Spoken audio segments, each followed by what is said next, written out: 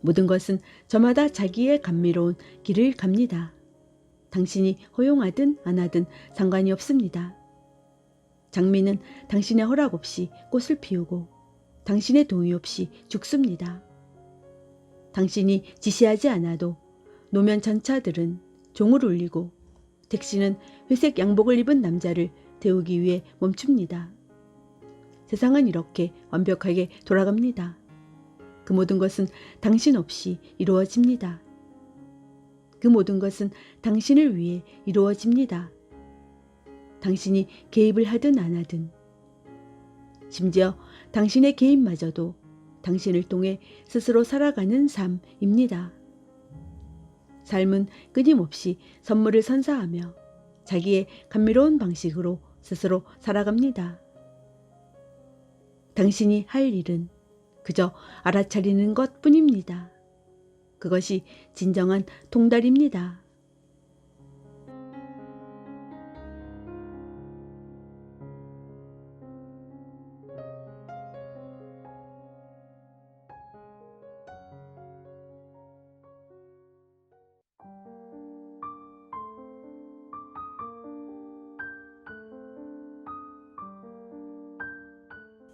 두려움보다 더 큰 환영은 없다.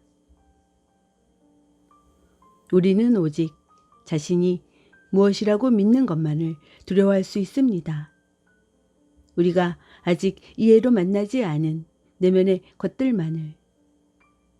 만일 당신이 나를 이를테면 지루한 사람으로 볼지 모른다는 생각이 나에게 든다면 그 생각은 내게 두려움을 불러일으킬 것입니다. 그 생각에 대해 질문해보지 않았기 때문입니다. 그래서 내게 두려움을 불러 일으키는 것은 다른 사람들이 아닙니다. 나를 두렵게 하는 것은 바로 나 자신입니다. 내가 나를 두렵게 합니다. 이 두려움을 스스로 조사해보기 전에는 일어날 수 있는 최악의 일은 내가 나를 어떤 사람이라고 생각하는 것과 똑같이 당신도 나를 그런 사람으로 생각한다라고 내가 생각하는 것입니다. 그래서 나는 온통 나에 둘러싸여 있습니다. 모든 두려움은 이와 같습니다. 자기의 생각을 믿기 때문에 두려움이 일어납니다. 그 이상도 이하도 아닙니다. 그것은 언제나 미래의 이야기입니다. 그러니 두려움을 느끼고 싶다면 미래를 생각하십시오. 자기의 마음에 질문을 하면 두려움은 일어날 수 없습니다. 두려움은 오직 마음이 과거의 이야기를 미래로 투사할 때만 경험될 수 있습니다. 과거의 이야기가 없다면 미래를 투사할 수 없습니다. 만일 과거의 이야기에 집착하지 않는다면 우리의 미래는 아주 밝고 아주 자유로워 우리는 굳이 시간을 투사하려 하지 않을 것입니다. 우리가 이미 미래를 살고 있다는 것을, 그때는 언제나 지금이라는 것을 알아차릴 것입니다. 몇 년 전 어느 날 나는 나중에야 사유지라는 것을 알게 된 도로를 걷고 있었습니다. 그러다가 막다른 길에 다다랐을 때 커다란 개 몇 마리가 사납게 짖으면서 나를 향해 달려왔습니다. 저 개들이 나를 물어뜯으면 어떻게 될까 하는 생각이 들었습니다. 하지만 나는 개들이 그럴 것이라는 생각을 투사할 수 없었기에 어떤 두려움도 없었습니다.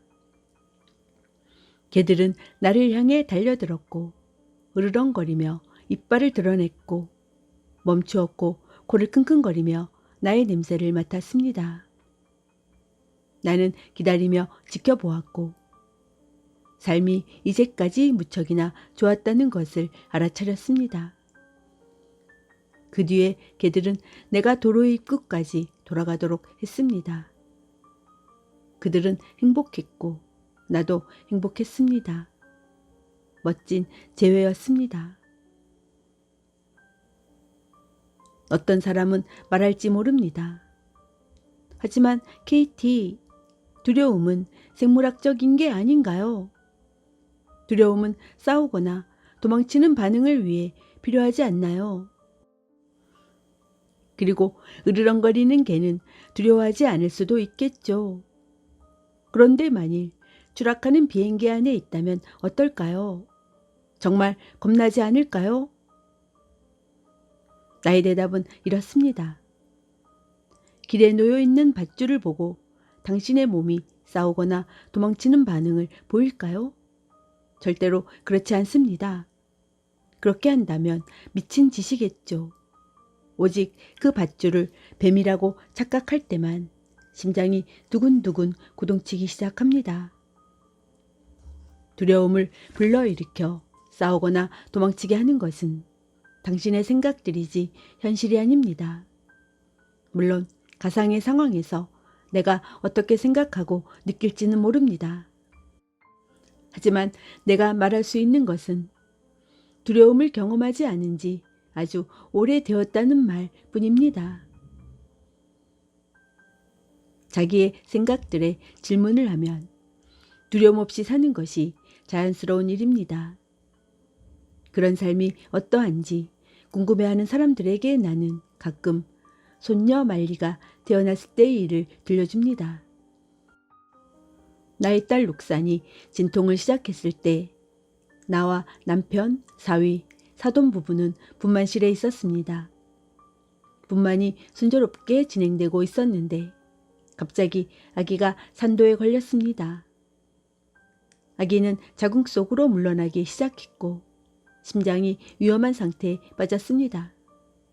작은 병원인데다가 늦은 밤 새벽 3시여서 직원도 부족했고 의사를 도울 정규 간호사도 없었습니다.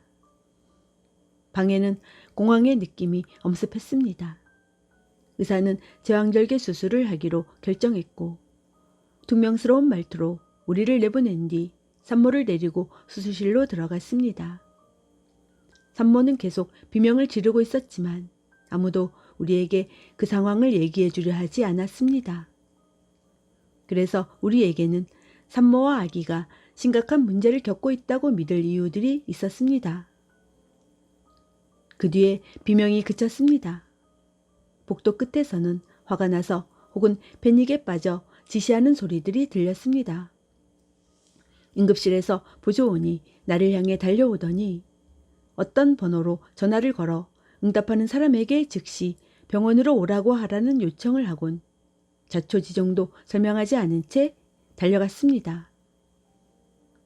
나는 전화를 한 뒤 사돈 부부를 향해 걸어갔습니다. 그들은 나를 보고 우리 함께 기도하실래요? 라고 했는데 그 말이 내게는 놀라웠습니다. 나에겐 기도할 것이 없었기 때문입니다.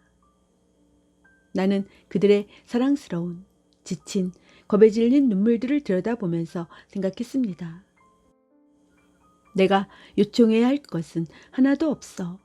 나는 신이 원하는 것이라면 무엇이든 원해. 하지만 물론 나는 그들과 함께 했습니다. 그들은 내 손을 잡고 눈을 감은 채로 기도했고 나는 어떤 결과를 원하는 것이 얼마나 고통스러운 일인지를 알기에 그들을 사랑하면서 그 자리에 함께 서 있었습니다. 이 경험을 하는 동안 나의 내면에는 아무 저항이 없었고 두려움도 없었습니다. 내게는 현실이 신입니다. 나는 언제나 현실을 신뢰할 수 있습니다. 나는 신의 의지가 무엇인지 짐작할 필요가 없습니다. 나의 딸과 손주가 살든 죽든 일어나는 모든 일은 신의 뜻이며 그러므로 그것은 나의 뜻입니다. 그래서 나의 기도는 이미 응답되었습니다. 나는 딸 록산을 가슴 깊이 사랑하며 그 아이의 목숨을 구할 수 있다면 나의 목숨을 기꺼이 포기할 수 있지만 그럴 필요는 없었습니다. 결국 제왕절개 수술은 잘 되었고 산모와 아기는 무사했기 때문입니다. 이와는 다른 길이 있습니다. 만일 내가 우리 딸은 죽는 것보다 사는 것이 더 나아 라거나 우리 소녀는 태어나야 해 라거나 의사는 더 잘 준비해야 했어 라는 등의 생각을 믿었다면 나는 몹시 화가 났을 것입니다. 그러면 응급실로 밀치고 들어가 의료진을 더 힘들게 했을지 모릅니다. 아마 화, 좌절, 공포, 기도 등이 있었을 것입니다. 이런 것들은 우리가 생각을 믿을 때 반응하는 몇 가지 방식입니다. 현실과 전쟁을 벌일 땐 이런 일들이 자주 일어나는데 그것은 제정신이 아닐 뿐더러 가망도 없고 몹시 고통스럽습니다. 하지만 마음에 질문을 던지면 생각들은 들어왔다가 나갈 뿐 어떤 스트레스도 일으키지 않습니다. 당신이 그 생각들을 믿지 않았기 때문입니다. 그리고 당신은 즉시 그 반대의 생각들도 그만큼 진실할 수 있다는 것을 깨닫습니다. 마음이 평화로울 때 현실은 아무 문제가 없으며 오직 해결책들만 있음을 보여줍니다. 일어나는 모든 일은 일어나야 하는 일입니다. 당신은 그것을 내면 깊은 곳에서 압니다. 만일 내가 손주나 딸을 잃는다면 나는 애초에 내 것이 아니었던 것을 잃습니다. 그것은 좋은 일입니다. 나는 신에게 지시하지 않습니다. 나는 삶이나 죽음이 나에게 혹은 사랑하는 어떤 사람에게 더 나은지 여부를 안다고 여기지 않습니다. 내가 어떻게 그것을 알 수 있겠어요? 내가 아는 것은 오로지 신은 모든 것이며 신은 좋다는 것입니다. 그것이 나의 이야기이며 나는 그것을 고수합니다.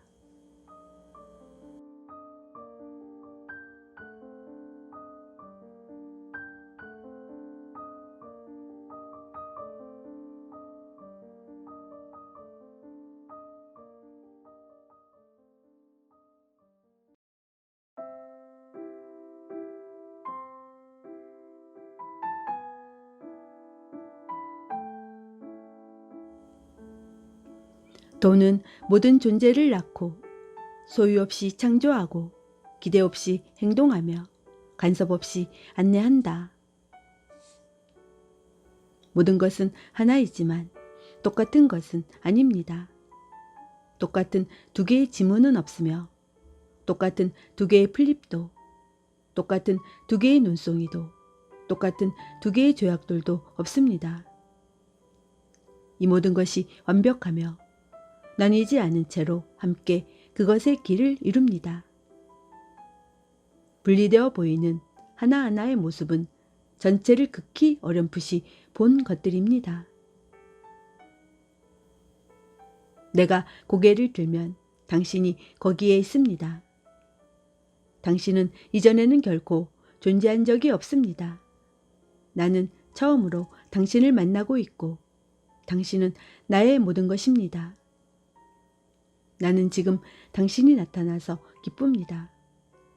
생각들은 우리가 전에 만난 적이 있다고, 우리가 저녁 식사도 함께 했고 일도 함께 했다고 말할지 모릅니다. 하지만 내게는 당신이 완전히 새롭습니다. 나는 당신이 숨 쉬어지고 있고 건강해 보인다는 것을, 행복하거나 슬플 때에도 잘 살아가고 있다는 것을, 당신이 완전히 도움받고 있다는 것을 알아차립니다. 바닥이 당신을 돕고 있고 의자도 돕고 있고 당신에겐 머리카락까지 있습니다. 당신은 그것의 길입니다. 당신은 나의 내면적인, 늘 흐르는, 창조적인 모든 것을 사랑하는 자기입니다. 만일 당신이 함께 작업을 해달라고 요청하면 나는 기쁜 마음으로 당신과 함께 합니다. 나는 탐구를 통해 이해될 수 있습니다. 나는 대답들 속에 당신입니다. 우리는 중심에서 만납니다. 중심은 가슴속은 내가 보이거나 이해될 수 있는 유일한 길입니다. 당신이 나를 초대할 때마다 나는 당신의 꿈속으로 뛰어들 것입니다. 나는 당신을 따라 터널을 통과하며 어둠 속으로 가장 어두운 고통의 동굴 속으로 들어갑니다. 나는 거기에서 당신을 만나고 당신의 손을 잡고 데려가며 우리는 함께 동굴에서 걸어나와 빛 속으로 들어갈 것입니다. 내가 들어가지 않을 곳은 아무 데도 없습니다. 나는 모든 것이며 모든 곳에 있습니다. 내가 많은 사람들에게 들은 말은 나를 위해 지옥으로 들어와 주셔서 고마워요 였습니다. 당신은 나의 메아리이며 당신은 내가 너무나 혼란스러울 때 믿었던 모든 관념입니다. 이제껏 느낀 모든 고통, 나는 고통의 선생입니다. 나는 나 자신에게 남아있는 문제를 위해 돌아갑니다. 모든 고통은 지금은 끝났습니다. 여기에 전적인 자유가 있습니다. 그리고 바깥 세계는 내면 세계입니다. 그래서 고통받는 한 사람이 있는 한 그것은 나의 고통입니다. 나는 여기에서는 그 고통을 경험하지 않지만 분리는 없습니다. 거기는 여기입니다. 그리고 나는 그 환영을 기억합니다. 사랑은 가장 순수한 상태에서도 그 자신과 연결되기 위해 돌아옵니다. 그것을 나는 제 입장이라고 부릅니다. 나는 당신이 자유롭다는 것을 압니다. 만일 당신이 자유롭지 않다고 말하면 나는 이해됩니다. 나도 전에는 그렇게 믿었기 때문입니다. 그리고 정말로 나에겐 당신이 고통을 받아야 한다거나 믿지 않아야 한다는 개념이 없습니다. 나는 나의 길을 존중하는 것만큼 당신의 길을 존중합니다. 만일 당신이 자신이 누구라는 이야기에 사로잡혀 있다면, 그리고 지금은 그 이야기를 붙들고 싶어 한다면 나는 그것을 이해합니다. 만일 당신이 정말로 고통받기를 원하지 않는다면 나는 당신을 위해 준비되어 있습니다. 탐구를 통해 나는 당신이 원하는 만큼 깊이 당신을 만날 것입니다. 당신이 무슨 말을 하든 나는 그것을 만날 것입니다. 당신이 무엇을 요청하든 나는 줄 것입니다. 나는 바꾸지 않으며 당신이 변화되었다고 말할 때만 당신 안에서 변화를 봅니다. 당신은 내 안의 삶입니다. 당신은 나 자신의 목소리이며 내가 건강한지를 항상 알려줍니다. 질병이든 건강이든 나에게는 다 좋습니다.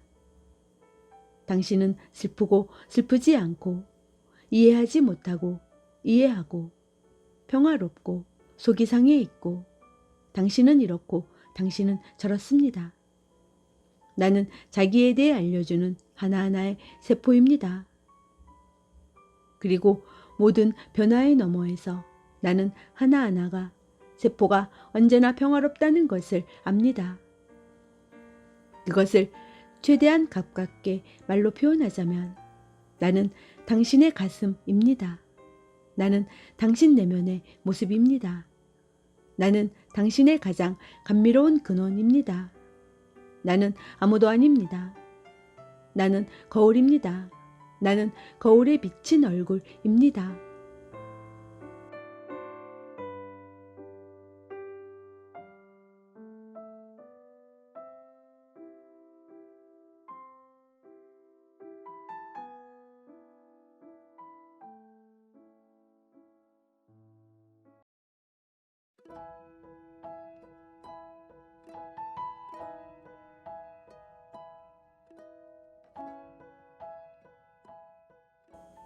그녀는 삶에서 아무것도 가로막지 않는다. 그러므로 그녀는 죽을 준비가 되어 있다. 설명할 수 없는 것을 어떻게 설명할 수 있을까요? 실제 거울 이미지에 불과한 것을 어떻게 존재하게 할 수 있을까요? 바로 그것을 위한 이름들이 있습니다. 발, 다리, 해, 달, 땅바닥, 소금, 물, 셔츠, 머리. 이런 이름들은 볼 수 없는 것, 알 수 없는 것을 반영할 뿐입니다. 결코 이름 붙일 수 없는 것을 위한 많은 이름이 있습니다. 그것에 반대할 때, 어떤 것을 분리되어 있거나 받아들일 수 없는 것으로 경험할 때, 그 결과는 고통입니다. 탐구는 그 생각을 믿기 전에 느꼈던 평화로 당신을 다시 데려올 수 있습니다. 탐구는 문제들이 생기기 이전의 세계로 당신을 다시 데려올 수 있습니다. 어떤 반대도 없을 때 색깔들은 서로 잘 어울리고 음악은 다시 아름다워지며 어떤 춤도 스텝에서 벗어나지 않으며 모든 단어는 시가 됩니다. 현실은 언제나 안정적이며 어떤 경험에도 실망하지 않는 토대입니다. 진정으로 있는 것을 바라볼 때 나는 하나의 나를 발견할 수 없습니다. 나에게 정체성이 없을 땐 죽음에 저항할 사람이 아무도 없습니다. 죽음은 나라는 꿈을 포함하여 이제껏 꿈꾸어진 모든 것입니다. 그래서 순간순간 과거의 나는 죽고 나는 그 순간 알아차림으로써 끊임없이 태어나며 그것도 죽고 나는 다시 태어납니다. 죽음을 생각하면 나는 흥분됩니다. 모두들 좋은 소설을 좋아하고 이야기가 어떻게 끝날지 즐거운 마음으로 기대합니다. 죽음은 개인적인 것이 아닙니다. 몸이 죽고 나면 마음은 무엇을 자기라고 여길까요? 꿈은 끝났고 나는 절대적으로 완전했으며 더 나은 삶을 살 수 없었답니다. 그리고 내가 무엇이든 간에 그것은 이 순간에 태어납니다. 이제까지 살았던 모든 좋은 것으로서. 아무것도 잃을 것이 없습니다. 그 점을 알기에 나는 삶의 어떤 것도 가로막지 않습니다. 나는 가진 모든 것을 삶에게 줍니다. 그러므로 나의 삶은 순간순간 언제나 완전합니다. 이루어지지 않은 것은 아무것도 없습니다. 내가 완전하지 않은 때는 내 삶에서 한순간도 없었습니다. 오직 실제하는 것만을 본다면 어떻게 어떤 경험이 좌절감을 안겨줄 수 있을까요? 실패하는 것처럼 보일 때도 패배하는 것처럼 보일 때도 내 안에는 감사와 기쁨이 끊임없이 이어집니다. 나는 각막질환 때문에 가끔은 볼 수 있고 또 가끔은 볼 수 없는데 엊그제부터는 다시 앞을 볼 수 있게 되었습니다. 하지만 세탁기의 다이얼 글자들은 도저히 읽을 수가 없습니다. 그래서 두어 시간쯤 지나면 눈이 밝아질지 모른다고 생각하며 기다립니다. 한참이 지난 뒤 나는 다이얼의 글자들을 읽을 수 있게 된 것을 알아차리고 흥분합니다. 그런데 글자들이 독일어로 되어 있습니다. 나는 독일 친구에게 전화를 걸고 그녀는 나를 위해 글을 해석해 줍니다. 나는 어떤 통을 보고 거기에 세제가 담겨 있을 거라고 짐작합니다. 3시간 뒤에 살짝 들여다봅니다. 기계는 여전히 잘 돌아가고 있는데 눈이 다시 보이지 않습니다. 옷들이 돌아서 세탁 코스가 다 끝날 때까진 세탁기의 문이 열리지 않을 것입니다. 그래서 이제 나는 귀를 가까이 대고 금고털이범처럼 딸깍하는 소리에 귀를 기울이며 소리에 의지해 다이얼을 돌립니다. 세탁코스가 끝났는데 문은 여전히 열리지 않습니다. 나는 다이얼의 글자를 볼 수 없고 기계를 이해하지도 못하며 뭘 더 해야 하는지 몰라 남편에게 전화를 하는데 그도 어떻게 해야 하는지 모릅니다. 세탁기 안에는 한 무더기에 젖은 옷들이 있지만 문은 열리지 않고 나는 내가 그 안에 넣은 것이 세제인지 세제가 올바른 통 속으로 들어간 것인지 젖은 옷들이 깨끗하기나 한 것인지를 알지 못합니다. 그리고 나는 고요함을 느끼고 있음을 알아차립니다. 실제로 재미있어 하며 언제나 마음과 마음의 방식을 지켜봅니다. 잘못된 것은 아무것도 없고 모든 것이 옳습니다. 기계가 작동해야 한다거나 옷들이 깨끗해야 한다는 생각은 나에게 떠오르지 않습니다. 나는 그저 현실이 다음에 어디로 갈지를 지켜볼 뿐입니다. 그것은 정말 재미있습니다. 옷들은 결국 세탁이 될까요? 이 세탁기 안에서 옷들이 결국 세탁이 될까요? 모릅니다. 한두 시간 뒤에 우리는 거리의 빨래방을 향해 모험을 떠나고 있을지도 모릅니다. 그 뒤에 갑자기 집주인이 세탁기에 별난 점이 있다고 말한 것이 기억납니다. 세탁 코스를 마치고 문이 열리게 하려면 다이얼을 어떤 지점까지 돌려야 한다는 것이었죠. 다이얼을 돌리자 문이 열리고 마침내 5시간 만에 짜잔, 세탁이 끝났습니다.